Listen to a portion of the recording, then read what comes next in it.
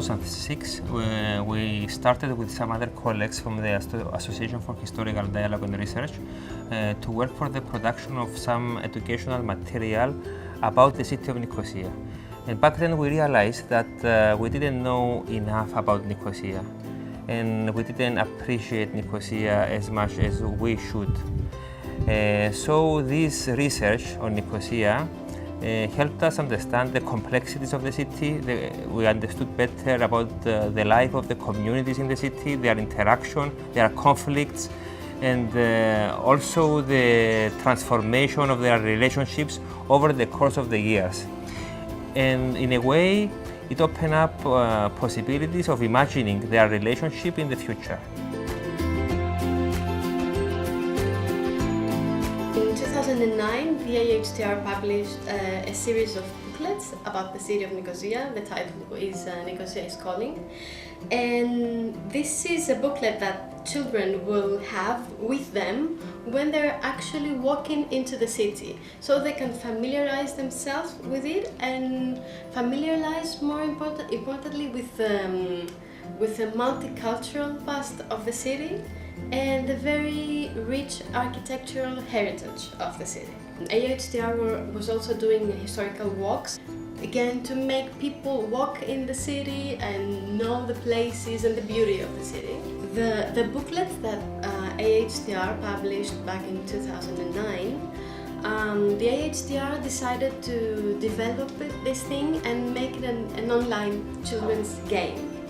So we kind of used the information that was included in the booklets, but pushed it, let's say, a lot further and created an online game which has the form of the walled city of Nicosia, and it's a combination of a knowledge game with a jigsaw game. So this is more for children between the age of 8, but also teenagers like 15. But I think it would be very interesting for everyone who is kind of familiar or would like to become familiar with the city to play the game, because really people do not know Nicosia, or they know just half. I thought that this history is so interesting, and the history of Ermo Street and these great characters I met, the shopkeepers and the stories they told were so great. So I thought it would be wonderful to do an exhibition in Nicosia and just sort of develop some of the maps and drawings and make that information accessible in a visual format, and make it a bit easier for people to come and have a look at, rather than having to read a text. And I also wanted to do something that was interactive, where people could come and like point to places on the map, and there's also a map that people can write on so they can add if they remember other shops or other areas. And it's been great. I mean, I've had many conversations with people, pointing to the map and saying, oh, this happened here and this happened there.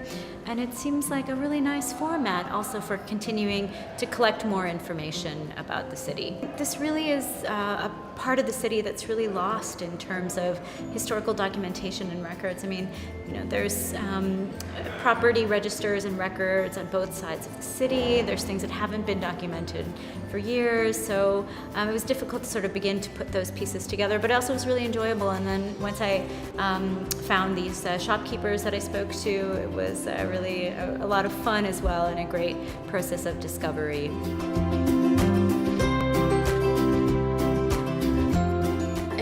History project will take place.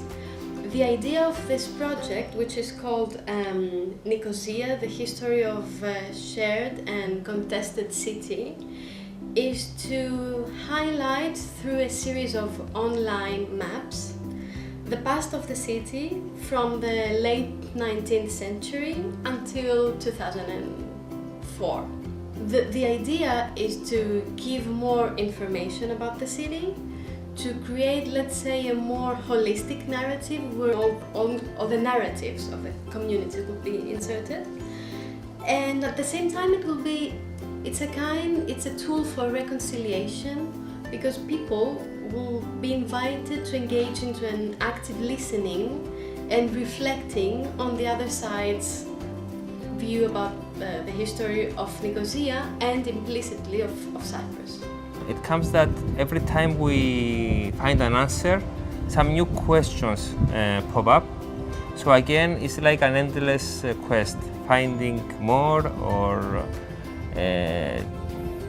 understanding better, and in a way imagining Nicosia in a different way.